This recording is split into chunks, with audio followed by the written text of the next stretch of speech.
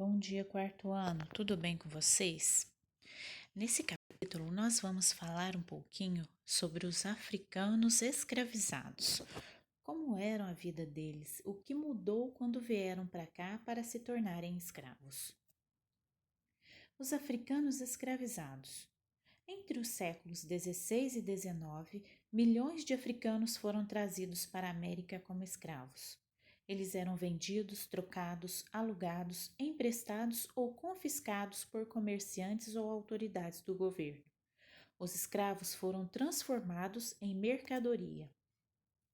Quem eram os africanos escravizados? Todo o trabalho no Brasil era realizado por índios inicialmente e depois por africanos escravizados. Homens, mulheres e crianças eram presos na África e vendidos no Brasil como escravizados, principalmente aos senhores de engenho. O tráfico negreiro. Vocês podem observar aí pela foto as más condições em que eram trazidos africanos para cá.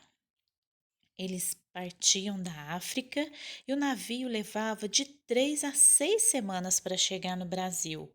Muitos dos africanos ficavam doentes, até mesmo morriam durante a viagem.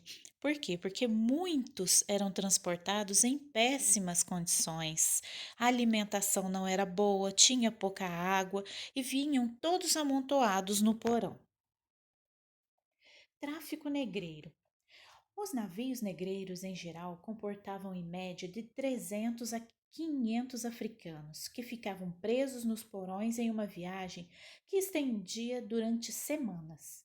Partindo de Luanda, a viagem para Recife durava 35 dias, para Salvador durava 40 dias e para o Rio de Janeiro durava de 50 a 60 dias.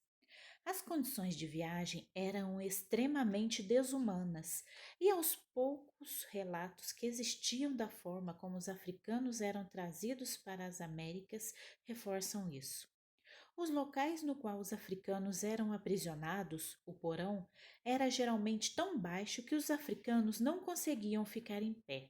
E o espaço era tão apertado que muitos tinham que ficar na mesma posição durante um longo período. Tráfico negreiro. A água quase nunca era potável e os alimentos disponibilizados eram feijão, farinha, arroz e carne seca. A má alimentação, principalmente pela falta de uma dieta rica em vitaminas, fazia com que doenças como o escorbuto, causada pela falta da vitamina C, fossem proliferadas.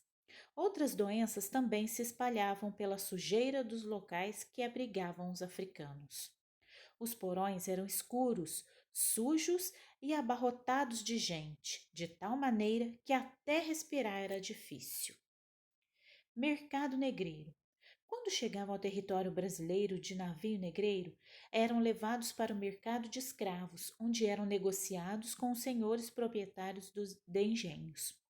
No Brasil colonial, os principais mercados de escravos se encontravam nas regiões litorâneas, principalmente na região Nordeste e Sudeste, onde estavam os principais engenhos de açúcar. Nos mercados, os compradores examinavam os escravos. Nos documentos históricos, não se falava escravos, e sim peças. Portanto, examinavam as peças como se examinassem o objeto, uma mercadoria ou um animal. Vocês podem ver aí como era o mercado onde vendiam os escravos. Era um galpão grande, sujo e lá eles ficavam. Só que para serem vendidos, os escravos também eram tratados. Passavam óleo no corpo para ele aparentar melhor. Então, quanto melhor tivesse, mais fácil de ser vendido. Quando um senhor de engenho precisava de um escravo, era lá que ele ia. Quem eram os africanos? Os africanos eram pessoas trazidas da África, dos países Angola e Moçambique, principalmente técnicas de trabalho e agricultura. Confeccionavam ferramentas, utensílios domésticos, enfeites, armas e etc. Eram comerciantes, artesãos e produziam peças de cerâmicas. Espero que vocês tenham aproveitado bastante. Até a próxima aula. Beijos para vocês!